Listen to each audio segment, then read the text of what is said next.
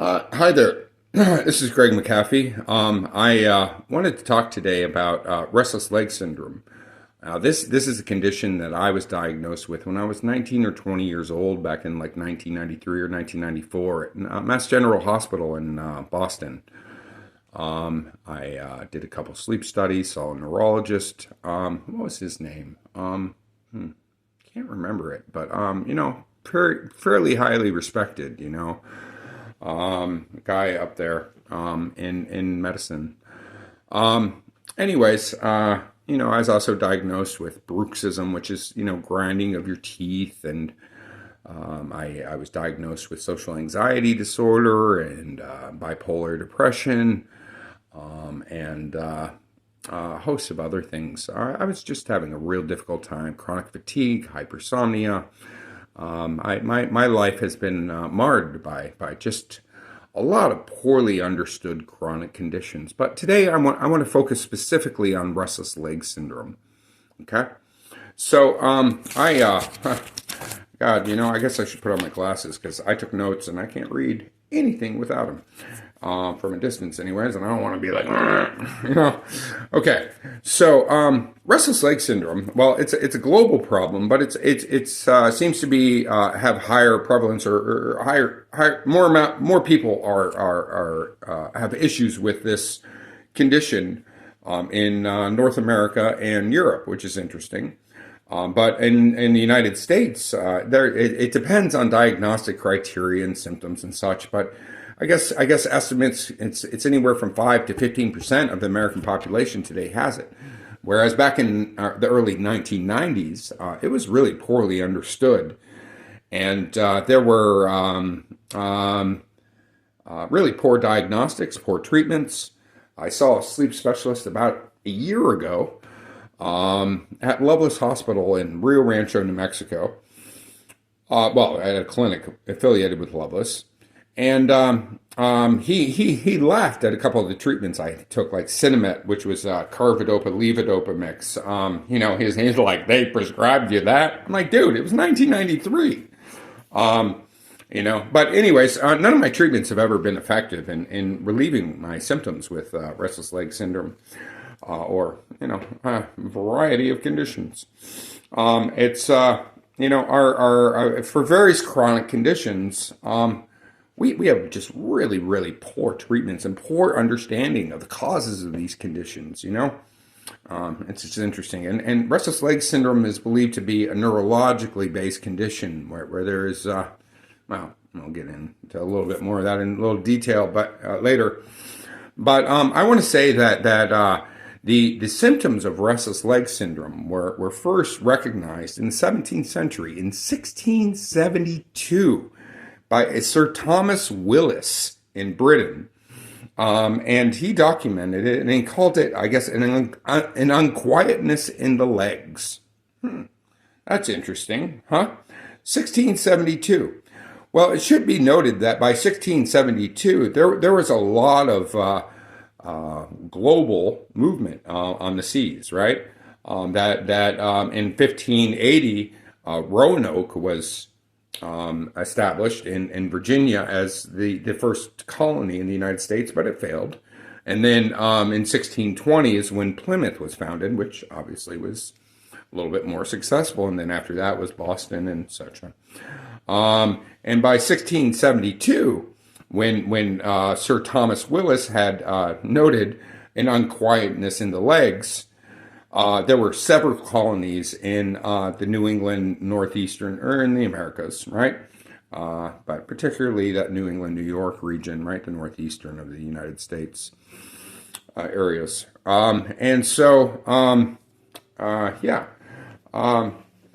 Anyways, so an interesting thing about pathogens is that and pathogens include bacteria, fungi, viruses, parasites. It was funny. I mean, undeniably, the Europeans, when they colonized the Americas, they brought so many diseases like smallpox and stuff to the Americas and just wreaked havoc on the indigenous populations with these diseases where they did not have the immune system to battle them, right?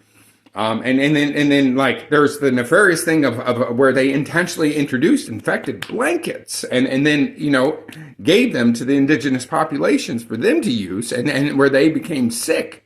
Wow. Intentionally making somebody sick with an infection.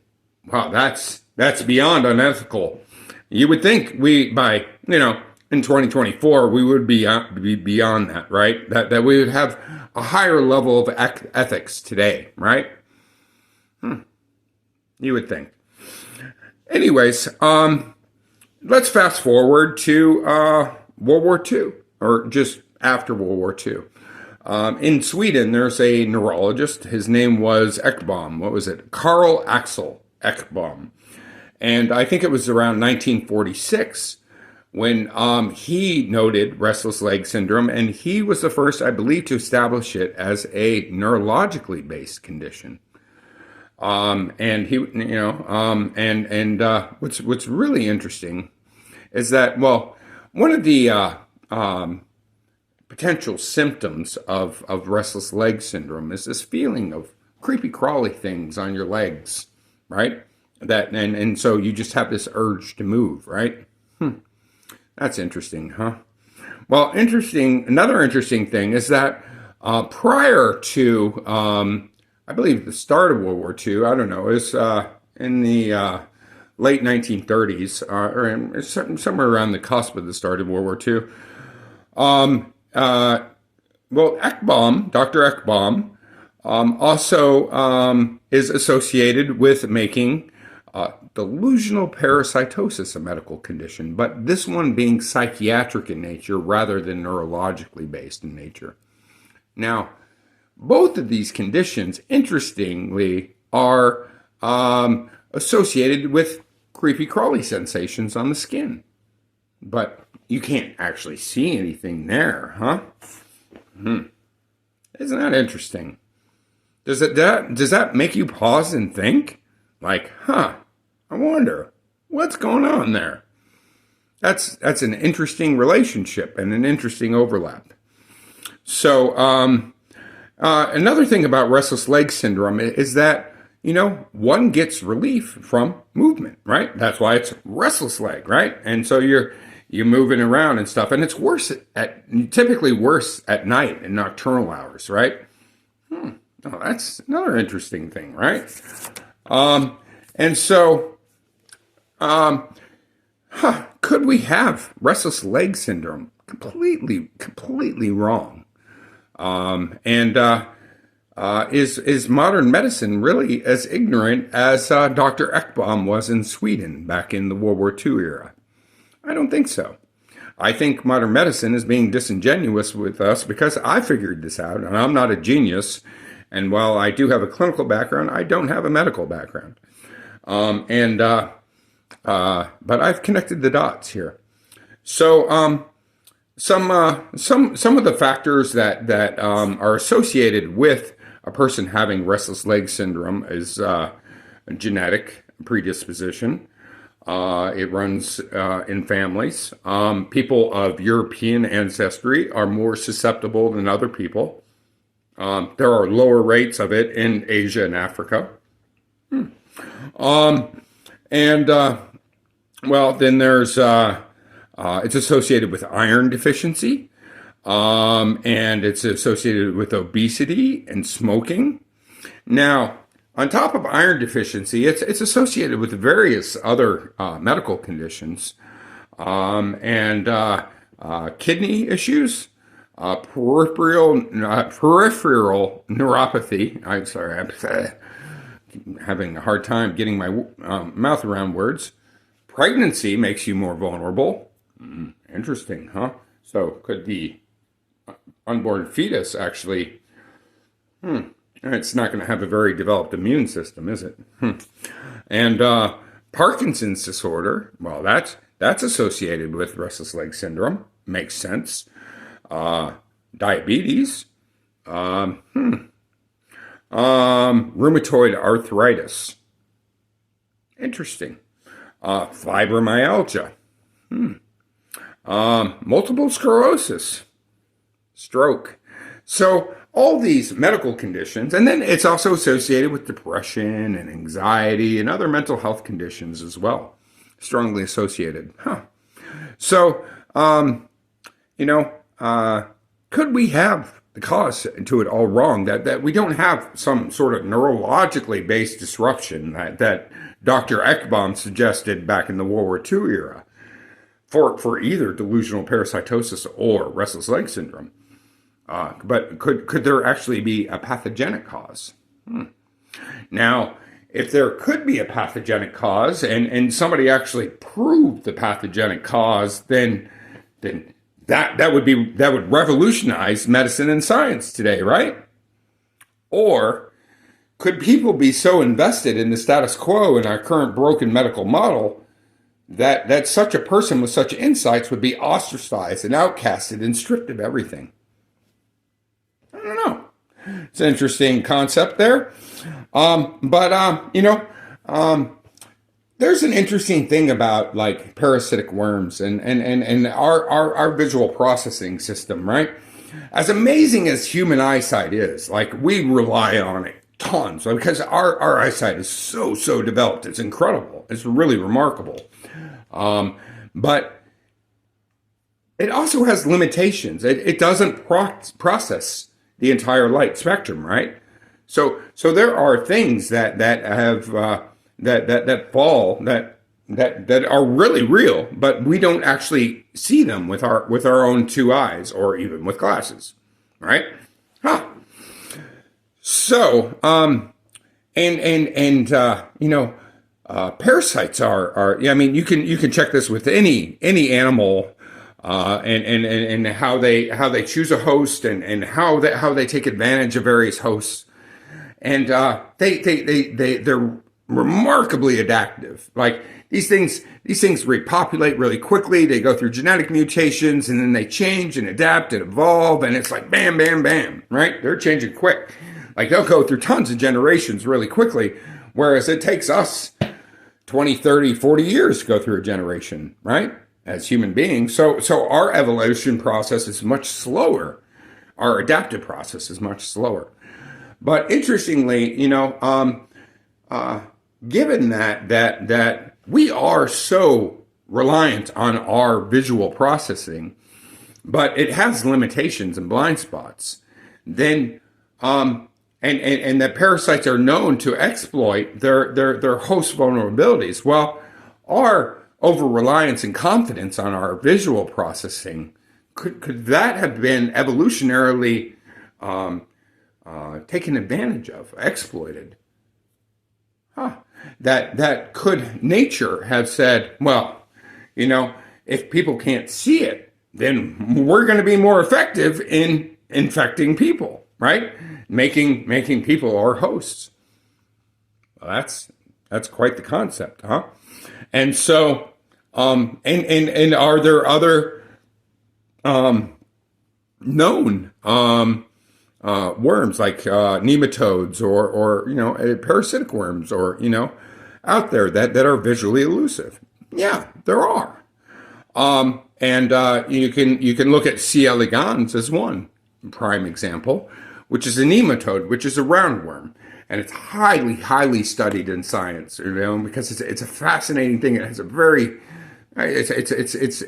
anyways, I just want to establish precedent that there are visually elusive organisms within our environments. Okay. So why not parasitic? And given how remarkably adaptive and evolved, parasites are and how successful they've been for 300 million years, then wouldn't it, the question for me would be not if there are parasites that have evolved to evade our visual processing abilities, but question would be like, well, why wouldn't there be? Like, it only makes sense that these organisms would have evolved to exploit our over-reliance on eyesight. And interestingly, we don't pay much attention to a lot of our other senses, especially touch. That's a real undervalued sense, and it's so critical. You know, the human need for connection and touch, and it's a critical sense that we undervalue today in 2024. And I wonder why that is. And have you ever had it really intense itching in a place, but you look and you don't actually see anything there? I'm like, well, that's weird. Could it be from dysregulated dopamine, or could there be another reason? And right now I got an itch right there. Sorry. And so, and so we go back to restless leg syndrome, where many people who have the condition, when they're lying in bed at night and they have insomnia and they can't sleep, and they have an underlying dysregulated dopamine system too. But they get these creepy crawly sensations on their legs. A lot of people, well, isn't that interesting? But you don't see anything there. Huh. Well, could you see something there if you ran the right experiments, huh? And could you possibly collect something that feels weird in, say, water, and then with the right lighting, look into the water with a microscope or a camera with a high magnification, like with a macro lens or something, and actually identify organisms? Worms? Oh, jeez, man, that'd be interesting.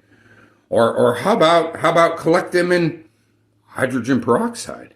Because hydrogen peroxide, well, it would eat at their cellular bodies, so it would make them, it would mess up their skin and probably make them a little bit more easy to identify. So just little tools, man. You might want to run your own studies, your own little research, because I wouldn't trust medicine today. I wouldn't trust science today, because much of it's crap. And so, let's see, what else did I write for notes? And other points that I want to make. So, and go back that you get relief from movement. Well, if there are invisible or transparent or translucent, whatever word you want to use, worms, something that has evolved to evade our visual processing system, that are parasitic, and they could actually be in our home environments. Well, if you have restless leg and you're moving around and you're and you're pacing all the time, well, wouldn't that be an adaptive response? Because wouldn't these worms that are on the ground have a hard time crawling up onto your feet and onto your legs if you're always moving around? Well, that's interesting. And why do these symptoms get worse when you sit in one place and lie down or go to bed? That's interesting as well. And then I wanted to make another point was, I should have taken better notes, people. And so it's interesting that since pathogens, to go back on the history of this, that the Americas were colonized as early as the late 1500s, right? Or attempted to. Well, there was a lot of travel across the Atlantic from, North America to Europe, particularly Britain and France and Spain, right? Italy. And so, and so could there have been various parasites that were endemic or natural to North America that really eluded European travelers at the time, or settlers, people settling in the United States? And then if they did get infected by these visually elusive parasites, then if they returned back to Europe, right, as a trader or merchant, or, for whatever reason, or maybe they didn't like the United States, right? Well, then they would have likely transmitted those parasites over to Europe. These pathogens, the thing with global trade and travel today is that pathogens don't respect our international borders, right? And so we opened up Pandora's box by discovering new lands and new continents, right? And people moving and animals moving different continents and countries and they don't care about our international borders. They don't care about our seas if we take them with us, right? Huh. And so so it's interesting that it was a couple generations after the Americas were being settled by Britain that Sir Thomas Willis was noting symptoms of restless leg syndrome. Another interesting thing is that Ekbom, I already mentioned that he was in the World War II era where he made delusional parasitosis first a psychiatric condition with creepy crawly sensations on the skin that aren't there. And then later, post World War II, he's associated with making restless leg syndrome, a neurologically based condition. Well, I think he genuinely felt that he was right and he was correct, but what if he was completely wrong? And what if medicine has found out since then that he was completely wrong and that it has these conditions have pathogenic causes that we deny? Huh. That would be remarkable, huh? And so could modern medicine, could our governments, could we be being lied to? And are our medical diagnostics valid? Are they comprehensive? Do all doctors, are they even aware of what's really going on? Like who's in the in crowd, who isn't? Who knows? Because I've proven the pathogenic cause. If you can look at my some of my videos on YouTube, that's subjectively observed was the handle, but I'm locked out of that account, so I can't post there right now.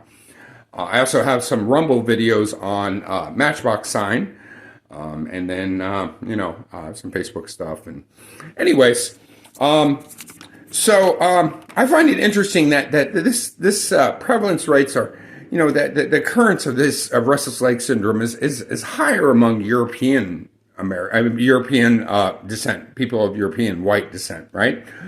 And then women are a higher proportion, and then pregnant women at the top of that, right?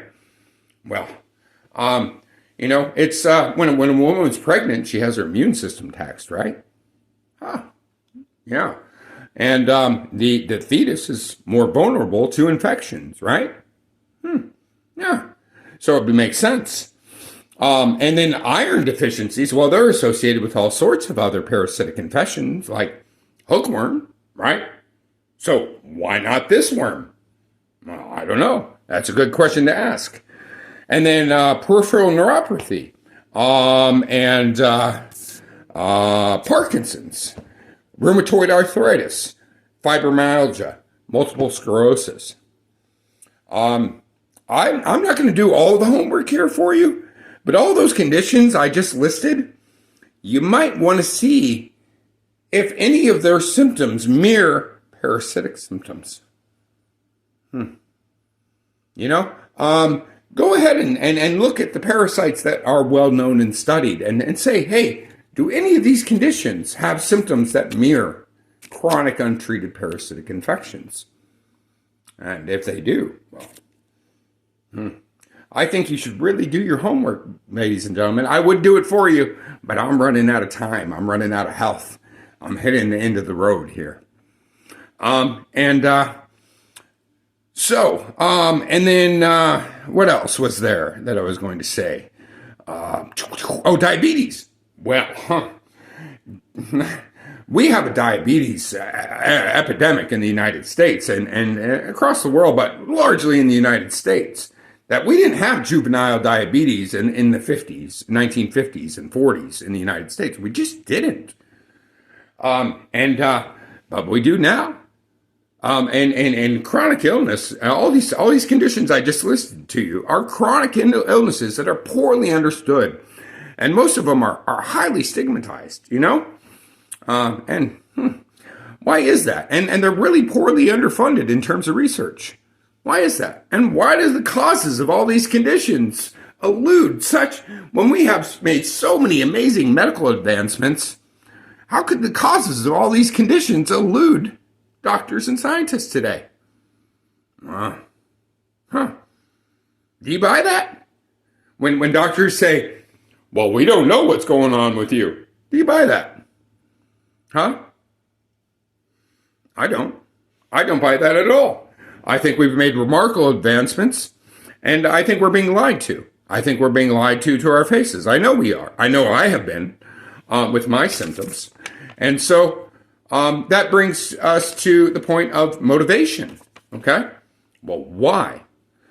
What would be the motivation for the medical community to lie to us? Why would there be bad science and clinical practices out there being unchallenged? Well, that would mean our medical system and our scientific system would lack integrity. Well, that's pretty intense, huh? And could it be for financial reasons? Could it be for power reasons? Could it be because they don't want people to be aware that we have invisible parasitic worms out here in our environments that are seeking out certain people with either weaker immune systems or genetic predispositions, or they're pregnant, because there would be a mass hysteria. Well, that's another option. Or, the denial of the actual parasitic cause of these symptoms. Well, that would mean that you wouldn't have to actually cure the condition with anti-parasitic medications, right? Because then you could just treat the symptoms of the parasitic conditions, because most of these conditions don't actually kill you, not immediately. They just make your life miserable. And, and so, well, if we deny the parasitic cause, and then we can deny the anti-parasitic treatments, then we can just treat the symptoms as they arise, and then we'll get newer medications that maybe better treat the symptoms, and then you're just on the pharmacology merry-go-round of up and down, different medications, try something new, and then develop side effects from the medications and try something else. That's a huge business model. That's a great business model. That would make tons of money, So, everything indicates to me that I have proven the parasitic cause of my symptoms, which are visually elusive helminths or parasitic worms. I'm not unique, okay? I'm not unique. I'm in a unique position, but I'm not unique. I'm not special, all right? No, I'm just a victim like everybody else of our medical system, or our broken medical system that lacks integrity, it lacks accountability, it lacks effective treatments, or there are some effective treatments, but we are denied them, okay? And the wool is being pulled over our eyes. And so I think everybody should demand answers and be like, hey, could there be a parasitic cause etiology to my poor health? People need to start asking that question. Could there be a parasitic cause to my poor health? All the conditions I listed, and then all the neurologically based conditions, and then there are all the mental health conditions that are treatment resistant, and most of these conditions are all associated with disrupted dopamine regulation. You know what else is associated with disrupted dopamine regulation? Illicit drug use, or even Adderall, So, that's interesting, huh? And that we're dopamine junkies. Well, the people, whether it be from social media that we get like a dopamine hit from the likes, or be it from a drug we put in ourselves, or watching porn or something where we get a dopamine release, we are dopamine junkies because it feels good when we get a hit of dopamine, right? Well, maybe it makes the worms feel good too. So maybe the worms are attacking our dopamine systems. Maybe they're addicted to our dopamine systems, and that's why they target certain people. Food for thought. I really urge that various any scientists or doctors out there with integrity, that you start asking some stupid questions that we have been trained not to ask. And you start asking fundamental questions. and you start questioning the building blocks of science and medicine, because there are so many poor clinical practices and scientific principles that go unchallenged. And I'm sorry, but science doesn't work that way. When a system, when a medical system or a scientific system has integrity, then other people will publicly acknowledge things that I have been laying out, and be able to research it and study it and to challenge the existing things that are wrong. But we don't get that. Why is that? Could the system be broken? Could the system be profit driven? Could the system actually not care about you specifically? Could you be sick when you don't need to be sick? Could there be effective treatments? Because modern medicine and treatments for parasites and other conditions have really developed a lot since the World War II era, I'll tell you that, especially since 1672, right? One last thing I want to add is that prior to World War II, the United States and other countries, we had a different medical approach. We approached medical problems in trying to understand the root causes of the problems and to solve and to cure illness rather than treat symptoms. Well, don't you think it's interesting that around World War II, that we moved to a medical system that was more symptom focused? And this is around the same time that Ekbom pioneered restless leg syndrome as a neurological condition and delusional parasitosis as a psychiatric system. A lot of things add up for me, man.